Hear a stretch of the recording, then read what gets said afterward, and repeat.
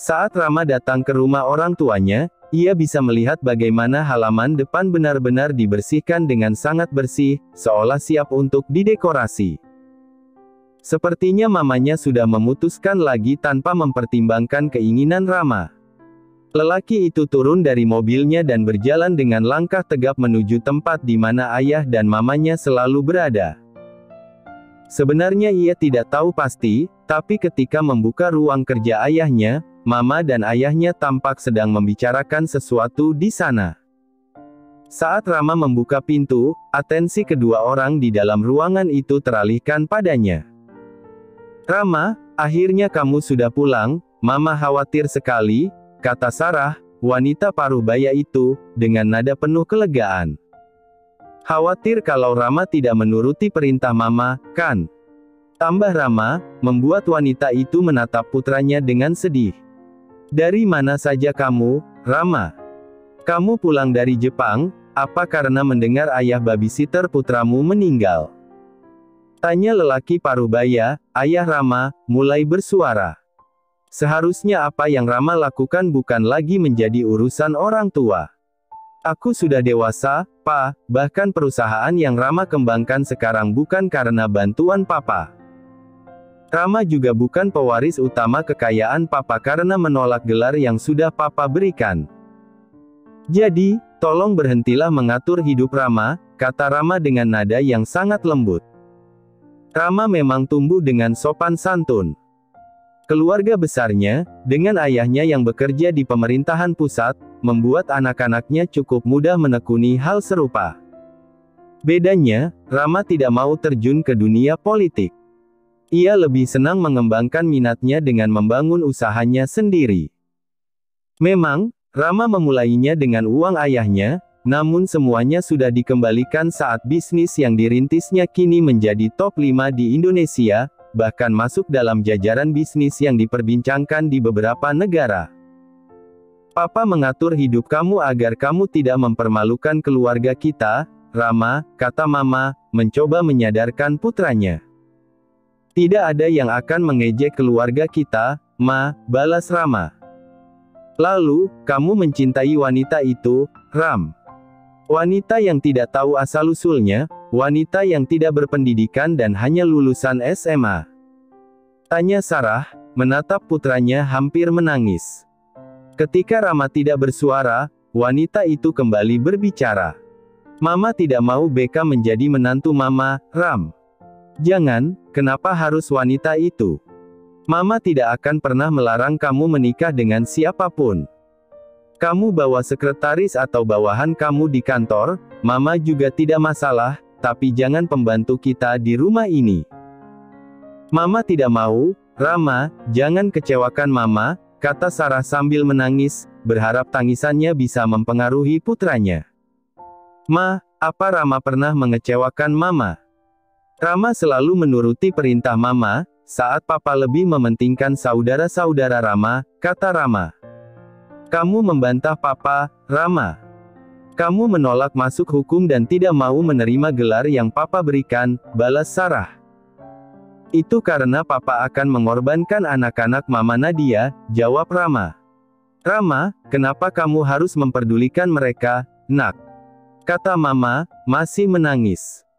"Mah, sudahlah. Hari ini Rama sudah membuktikan bahwa Rama bisa membalas sakit hati Mama hari itu. Aku juga selalu menuruti perintah Mama, bahkan memaafkan Papa. Semua yang Mama katakan, Rama patuhi. Menikah dengan Diandra meskipun aku bilang tidak akan pernah mencintainya, Papa tetap memaksa," ujar Rama. Lalu Rama tertawa sinis. Baru Rama tahu itu adalah pernikahan bisnis untuk membantu nama baik Papa. Lalu Mama meminta cucu, juga langsung Rama patuhi. Dan sebegitu banyak perintah Mama dan Papa yang Rama kerjakan tanpa ada bantahan sekalipun, apakah tidak ada hadiah dari itu semua? Tanyanya. Rama sudah hampir 40 tahun, Mah. Dan Mama masih sering mengatur kehidupan Rama. Pernikahan pertama Rama tidak berhasil, dan Rama sangat merasa bersalah pada Diandra yang kecewa. Bahkan sampai hari terakhirnya, Rama tidak bisa memberinya kebahagiaan, lanjut Rama. Lalu sekarang Mama mau mengorbankan wanita lagi untuk mendampingi Rama. Bisakah untuk urusan hati Mama tidak usah ikut campur? Tanya Rama lagi, membuat Sarah berdecak, menatap putra kesayangannya itu. Sarah menggenggam tangan putranya erat. Rama, bilang sama Mama, ini bukan karena kamu menyukai Rebecca, kan? Bilang tidak, Rama, Mama mohon. Mama tidak akan mengurus percintaan kamu jika kamu benar cara memilih perempuan, katanya. Rama menyukai wanita itu, Ma, dan hanya dia yang Rama inginkan untuk mendampingi Rama, seperti Mama mendampingi Papa, kata Rama dengan jelas. Sarah menangis kecewa. Rama, jangan, Nak, Mama mohon. Pernikahan kamu dengan Ajeng tidak akan dibatalkan. Kasihan, kalian sudah bertunangan. Bagaimana jadinya jika Ajeng kecewa dan merasa harga dirinya jatuh? Dia kalah dengan pembantu kita itu. Kamu tidak memikirkannya. Jika kamu seperti ini, kenapa kamu menyetujui pernikahan jika pada akhirnya saat akan ke hari pernikahan kamu membatalkannya begini, Ram? Tanya Sarah. Ma, panggil Rama. Mama akan pecat wanita itu. Kamu jangan menemui dia lagi, Rama. Sudah cukup kamu menyakiti hati Mama. Pikir, Rama, kamu dan Ajeng sudah bertunangan, lanjut Sarah. Jika ada yang perlu aku lepaskan, Ma, itu bukan Rebecca, kata Rama pada akhirnya. Kamu sudah diguna-guna oleh wanita rendahan itu, Rama, tuduh Sarah. Rama menggelengkan kepalanya. Tidak ada yang seperti itu, Ma, balasnya. Jadi kau mau membatalkan pernikahan, Rama? Tanya lelaki paruh baya itu lagi. Rama menatap ayahnya dengan tatapan yang sama tajamnya. Seharusnya ayahnya tahu jawabannya. Meskipun tahu keluarga kita akan mendapat masalah dari keluarga Ajeng, Ram. Tanya ayahnya lagi. Aku yang akan mengurus itu, kata Rama, menatap ayahnya. Jadi papa tidak usah memikirkannya, tambahnya, lalu pergi dari ruangan itu. Rama, kamu mau kemana, Nak? Teriak Sarah. Rama, panggil Sarah lagi, tapi Rama pergi saja, mengabaikan teriakan mamanya. Sarah benar-benar tidak habis pikir dengan wanita itu. Sementara ayah Rama hanya diam, menahan emosinya. Putranya yang dididiknya dari kecil tumbuh menjadi lelaki keras kepala. Ia pikir ia akan bisa mengendalikan putranya sampai kapanpun, namun hanya karena perihal satu wanita, putra yang sangat dibanggakannya menentang dirinya. Apa yang harus dilakukannya sekarang? Suami kamu sibuk banget, kata Tante Beka, membuat Beka tidak menjawab. Suami kamu itu kerjanya apa sih, Nak Echa? Penampilannya rapi sekali, bersih, dan cakep orangnya, kata seorang wanita lagi. Perhatian semua orang di sana langsung tertuju padanya. Andai saja anak-anak ibu beruntung kayak kamu, tidak usah konglomerat, pebisnis kecil saja, atau yang gajinya tetap 3 juta per bulan juga tidak masalah, ujar wanita lain. Beka menoleh pada ibu-ibu itu. Ibu tidak perlu tahu. Nanti kalau tahu, ibu berisik ke media. Hati-hati dituntut ratusan juta, kata Beka. Loh, kok begitu? Tanya salah satu dari mereka. Kamu ini, kayak simpanan orang kaya saja, sampai gak mau ketahuan istri asli segala, sindir wanita lain. Lah, iya toh. Sampai bapaknya Wulan bilang, tidak boleh diomongin suaminya Echa itu siapa kalau gak mau melarat, tambah yang lain. Kamu gak nikah sama suami orang, kan? Tanya seorang lagi. Entahlah, respon Beka malas. Kali ini, ayah dan mamanya sudah tidak ada, jadi Beka malas memasang wajah penuh senyum dan keramahan yang tujuannya entah apa. Jadi, jika tidak mau membayar, kalian diam saja. Karena jika kalian dilaporkan, saya tidak akan pernah bisa membantu, kata Beka. Astaga! Kata wanita itu, tidak percaya. Kamu jadi lacur di sana, Echa. Ya Allah, tuduh yang lain. Kalau ngomong jangan asal ceplas-ceplos. Pelacur itu tubuhnya dikuasai banyak lelaki. Saya cuma sama satu orang saja. Meskipun miskin, juga harus pandai berpikir. Meskipun saya tidak sekolah tinggi, tapi gak bego-bego amat buat jual diri, cari uang, kata BK. Lalu, ia menatap wanita itu lagi. Jangan kirim anak ibu ke kota untuk disuruh cari pekerjaan, susah. Bahkan jadi babu kayak saya juga gak gampang nyarinya, lanjutnya. Kalau mau gampang, ya obrol diri tiap hari bisa dapat 700.000, itu ya kalau dapat, tambah BK. Jangan-jangan pekerjaanmu begitu lagi sebelum sama yang ono, Kak, sindir wanita lain. BK tertawa. Andai saya bolong duluan, mana mau suami saya sekarang mempertahankan saya. Mana mau dia rela bayar 1 M untuk cewek yang ternyata bekas orang. Itu saja yang Mbok dipikir, jangan asal nyeplak, kata BK marah. Lalu, ia mengalihkan perhatiannya pada perempuan yang merupakan orang suruhan Tuan Rama untuk mengawasinya. Tuan Rama. BK hanya berharap Rama tidak mencintainya. Jangan, atau BK akan terkena masalah. BK bahkan takut mengaktifkan ponselnya. Duh, membayangkannya saja harus berurusan dengan Doro Sarah, terus Rama tidak membela BK, BK sudah mau pingsan, apalagi kalau itu benar-benar terjadi. Meskipun secara tidak langsung Doro Sarah adalah mertuanya, tapi itu masih dirahasiakan. Sebelum ketahuan, BK akan mengundurkan diri lebih dahulu. Tidak bisa dibayangkan jika BK tiap hari dinasihati tidak berguna, atau tiap hari dipukuli, terus Rama hanya diam saja menonton.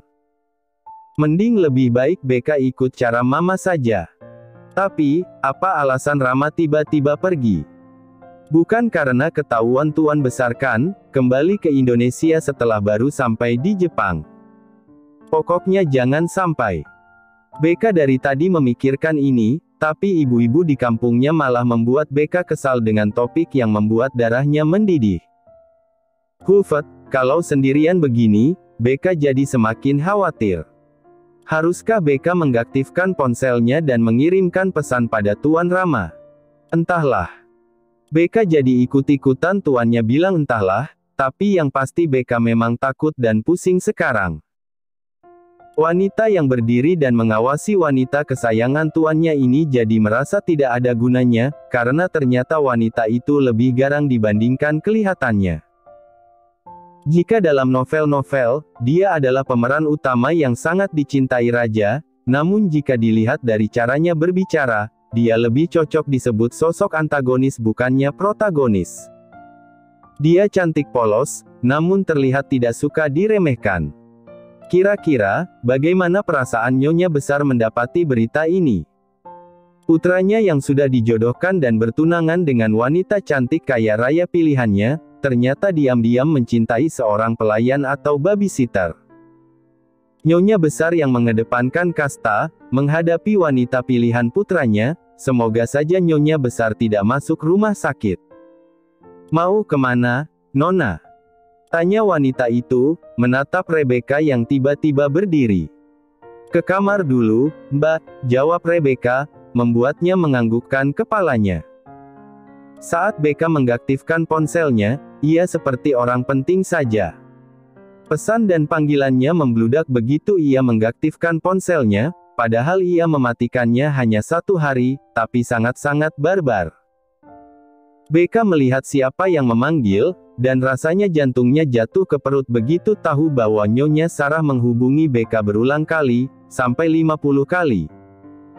BK tidak tahu hal apa yang Nyonya itu mau sampaikan sampai seperti itu. Apa jangan-jangan dia sudah tahu hubungan BK dan putranya seperti apa? BK menggeleng. Jangan sampai.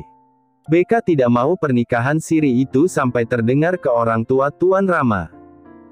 Seseorang yang sudah diniatkan untuk pergi nantinya, tidak perlu diumbar. BK tidak mau orang-orang mencap dirinya sebagai mantan istri Tuan Rama. BK tidak mau status jandanya diketahui banyak orang, ya, meskipun setelah dari Rama, BK tidak mau menikah lagi. Pokoknya, BK tidak mau orang-orang tahu status mereka dan mulai menghujat serta membanding-bandingkan. Lalu, mereka menuduh macam-macam, yang membuat BK akan sakit hati, hingga kemanapun BK pergi, orang-orang tahu BK siapa. BK, perebut laki orang. Duh, BK merinding jadinya. BK melihat pesan-pesan Doro Sarah. Kamu, bukan ayah kamu yang meninggalkan. Ini hanya alasan agar kamu dan putra saya bisa bertemu, iya kan? Gila, sampai di caps lock. BK seperti bisa merasakan aura kemarahan Nyonya Sarah hanya dari pesannya. Kamu perlu sadar diri, jangan harap karena Rama menyukaimu, maka keluarga besar juga akan menerima kamu. Jangan, kamu hanya akan mendapat kesulitan. Jadi, sebelum berharap menjadi Nyonya Bagaskara, istri anak saya, lebih baik hapus pemikiran itu dan tinggalkan putra saya. Saya bisa kasih kamu berapapun yang kau mau, asal pergi dari putra saya Rebecca. Demi Allah, saya tidak ridho anak saya menikah denganmu. Tiba-tiba BK dihubungi Nyonya Sarah. BK menghela napas berat. Nyonya Sarah pasti melihat pesannya dibaca, makanya langsung menghubungi BK. BK yakin Nyonya belum tahu pernikahan itu, jadi BK percaya diri mengangkatnya. Halo, selamat siang, Ndoro, suara BK takut-takut. Kamu membuat saya sangat kecewa, Rebecca, kata suara wanita itu lirih. Ndoro, BK mencoba menjelaskan. Kamu dipecat, potong Nyonya Sarah. Ndoro, maaf, saya tidak mengerti, balas BK. Tidak mengerti. Kamu berani menggoda putra saya, BK. Kamu mau mengambil putra saya, tuduh Sarah. Nyonya, sepertinya Anda salah paham, karena demi Tuhan, saya tidak pernah ada pemikiran mau mengambil Tuan Rama dari Anda, bela BK. Kamu tidak menyukai putra saya, BK? Tanya Nyonya Sarah, membuat BK menggigit bibirnya. Saya juga tahu, Ndoro, di mana posisi saya, jadi tidak mungkin juga saya mau melakukan hal yang seperti dibayangkannya Ndoro, kata BK, mencoba menenangkan wanita berusia 57 tahun itu. Kamu tidak akan mengambil putra saya dari saya, kan, BK? Tanya Nyonya Sarah lagi. Saya tidak akan melakukannya, Ndoro. Saya benar-benar pulang kampung karena ayah saya meninggal. Saya bisa kirim fotonya jika Ndoro tidak percaya, kata BK. Meskipun jika Rama menyukaimu, tolong jangan balas perasaannya, pinta Sarah. Nyonya, Anda salah paham. Tuan tidak mungkin menyukai saya, Nyonya, balas BK. Dia bilang sendiri sama saya, Rebecca. Dia juga mau membatalkan pernikahannya, mengambil alasan bahwa dia mencintai kamu, kata Sarah. Tuan mungkin saja berbohong, Ndoro, kata Rebecca lagi. Saya sangat kesal, Rebecca, tapi kamu perlu tahu, saya tidak akan pernah merestui kalian, tegas Sarah. Saya paham perasaan itu, Ndoro, jawab BK. Kamu pasti paham betapa malunya keluarga saya jika Rama menikah dengan pembantu, kata Sarah, hampir menangis. BK paham dan hanya mengangguk. Nyonya adalah ibu-ibu sosialita. Memberikan putranya pada seorang pembantu bisa membuatnya kehilangan kepercayaan diri. Istri pertama ayahnya Rama memiliki 2 anak perempuan dan 2 anak laki-laki, tapi usia anak laki-laki itu di bawahnya Rama. Mereka semua sudah menikah, mereka punya pasangan yang jelas dari keluarga yang setara. Lalu, istri ketiga ayahnya Rama memiliki 2 anak perempuan kembar yang masih kecil dan Narendra yang sekarang sedang berpacaran dengan anak seorang menteri keuangan, jelas Sarah. Saya hanya mempunyai Rama. Dia anak laki-laki paling tua dari keluarga, dia harus membanggakan orang tuanya. Pernikahannya haruslah diliput di berbagai media. Apa jadinya jika dia menikah denganmu? Lanjut Sarah. Ndoro, saya paham. Saya juga tidak akan mau mempermalukan diri sendiri.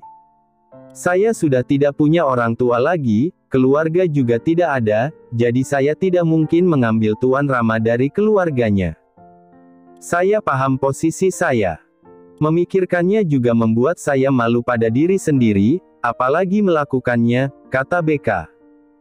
Saya senang kamu mengerti keadaan saya. Saya akan mengirimkan kamu uang, bonus, dan juga pesangon, kata Nyonya Sarah. Saya akan menunggunya, Ndoro, kata Rebecca. Berapa yang kamu inginkan? Saya bisa menyiapkannya, kata Nyonya Sarah pada Rebecca. Saya juga harus membayar uang kepada Tuan Rama, Nyonya, jika saya mengundurkan diri sebelum masa kontrak, kata Rebecca. Ya, itu yang saya maksudkan. Bilang berapapun, biar saya yang membayarkannya, kata Nyonya Sarah, tampak bersemangat. 1 miliar, Nyonya, kata Rebecca, membuat wanita itu tampak tidak percaya. Kontrak apa yang melibatkan uang sebanyak itu? Tanya Sarah. Keluarga saya meminjam uang, Nyonya, pada Tuan Rama, dan sebagai gantinya saya harus bekerja sampai Denraka dewasa, jelas BK. Tapi kamu tetap diberikan gaji, kata Sarah. Itu denda jika saya tiba-tiba membatalkan kontrak, kata BK, pandai berbohong. Ya, masuk akal juga, kata Sarah. Temui saya, dan hukum saya yang mengurus pembayarannya, kata Nyonya Sarah. Lalu ada jeda yang cukup lama. Nyonya Sarah berdeham. Saya senang kamu selalu mengerti saya, Rebecca. Nanti kalau ada apa-apa, bilang. Selama itu menghadapi putra saya bisa membantu kamu, kata Nyonya Sarah, membuat BK menganggukkan kepalanya. Rasanya BK pusing sekali setelah panggilan itu usai. BK membuang ponselnya dan berbaring di atas ranjang. BK tidak tahu lagi. Yang pasti, di masa depannya, tidak ada Rama dan Raka. Rama bisa mendapat wanita yang lebih baik dari BK, dan juga beruntung Nyonya Sarah bisa mengerti kebohongannya. Itu kebohongan putih. BK berbohong untuk melindungi dirinya dan Nyonya Sarah sendiri. Jika BK bilang itu kontrak agar Rama bisa nina-ninu dengannya sepuasnya, bisa marah Nyonya pada BK. Paling fatal, Nyonya bisa kaget dan dilarikan ke rumah sakit. Intinya, setelah ini BK bisa bebas, kan? BK memejamkan matanya, dan karena terlalu pusing merangkai kehidupannya di masa depan lewat hayalannya, BK tertidur. BK merasakan wajahnya dicium, dan bibirnya dibelai lembut. Tubuhnya berat seperti ditindih seseorang, lalu dipeluk. Dalam mimpinya, BK melihat Rama yang melakukannya. Tatapan matanya sendu dan begitu sedih melihat BK. Hanya saja, kecupan-kecupan itu tampak semakin berat. Saya memilih kamu. Sepertinya hidup denganmu sangat menyenangkan, suara itu diucapkannya. Tuan, kata BK kaget. Saya pulang, kata Rama, seolah mengatakan bahwa rumahnya adalah Rebecca. Tatapan Tuan Rama nampak sangat menggelap.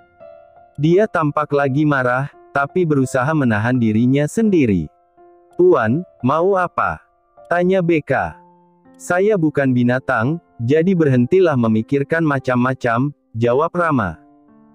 Tuan, jangan menindih saya, cicit BK dengan suaranya yang kecil. Saya hanya menindih kamu, kata Rama berbisik. BK diam dan menggigit bibirnya. Peluk saya butuh pelukanmu, kata Rama, membuat BK ragu. Rebecca, panggil Rama, seperti paksaan. Akhirnya, BK memeluk tubuh keras itu. Rama memejamkan matanya. Tuan terlihat seperti mencintai saya, kata BK. Sepertinya begitu, jawab Rama, tidak mau mengelak lagi. BK langsung bangun dari tidurnya. Tuan, kata BK, menatap Rama tajam. Namun, Rama malah menatap BK dengan tatapan yang dalam dan tampak penuh cinta. Dek. Tuan, sadarlah, kata BK. Saya sudah sadar, kata Rama. Tuan, saya gak pernah merasa masang susuk buat Mika Tuan. Kenapa Tuan jadi seperti ini? Tanya BK panik. Rama tersenyum. Saya mau memperkenalkan kamu pada orang tua saya, katanya. BK rasanya merinding. Memperkenalkan BK pada tuan besar dan nyonya besar, duh, BK takut banget. Tuan mau saya dihujat. Saya tidak mau, Tuan. Saya gak mau diperkenalkan, saya mau ini selesai aja. Tuan sama nyonya ajeng, saya yang pergi, kata BK. Rama menatap istri sirinya itu lekat dan menggelengkan kepalanya. Rama meninggalkan BK tidur, ia berbaring memunggungi BK. Rebecca menyentuh lengan tuannya itu. Tuan, jangan ya, kata BK halus. Saya tidak mau melepasmu, suara Rama, tidak menerima penolakan. Tuan, saya lebih senang diperlakukan seperti pelacur Tuan. Saya gak mau dinikahi, apalagi diperkenalkan. Jika orang-orang tahu, saya akan mendapat masalah, jawab BK. Siapa yang akan menghinamu jika bersama saya? Mama. Saya bisa melindungi kamu, kata Rama dengan suaranya yang penuh penekanan. Tuan, saya tetap tidak mau, kata BK keras kepala. Saya mau seperti di awal saja, Tuan. Tuan membeli saya untuk dipakai, saya jal, BK tidak melanjutkan. Dengar, Rebecca, bahkan saya tidak pernah menganggapmu jalang. Apa kamu tahu bagaimana saya memperlakukan jalang saya, hah? Tanya Rama marah. BK hanya menatap Rama memohon. Pokoknya, Tuan tidak boleh menaruh perhatian pada saya. Saya tidak mau dicintai Tuan, kata BK. Rama menatap Rebecca semakin marah. Kamu tidak mencintai saya, Rebecca? Tanya Rama lembut. Tuan, siapa yang peduli pada cinta-cintaan? Tuan adalah majikan saya. Bahkan saya menikah dengan Tuan juga, tujuan kedepannya Tuan akan menceraikan saya. Tuan tidak pantas dengan saya, jadi perlakukan saya seperti seharusnya, bukan, BK terhenti. Diperlakukan seharusnya. Tanya Rama, membuat BK menoleh. Lepaskan bajumu semuanya. Kau mau tahu cara saya memperlakukan pelacur saya, kan? Saya akan menunjukkannya, kata Rama dingin, penuh ketenangan yang terasa sangat menakutkan. Tuan, panggil BK. Lepas di sini, atau di luar? Tanya Rama. BK menatap Rama tajam, sedangkan mata Rama menggelap. Maksud saya bukan begitu, Tuan, kata BK, melepas bajunya. Saya tidak bermaksud menyakiti hati Anda, suara BK lembut. Tuan, panggil BK lagi. Tapi melihat tatapan Tuan Rama yang kejam, BK menggigit bibirnya.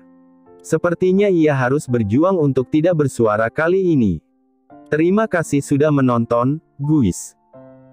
Jangan lupa klik like jika kalian menikmati cerita ini, subscribe untuk update konten seru lainnya, dan tinggalkan komentar di bawah tentang apa yang kalian pikirkan atau cerita apa yang ingin kalian dengar selanjutnya. Dukungan kalian sangat berarti. Sampai jumpa di video berikutnya.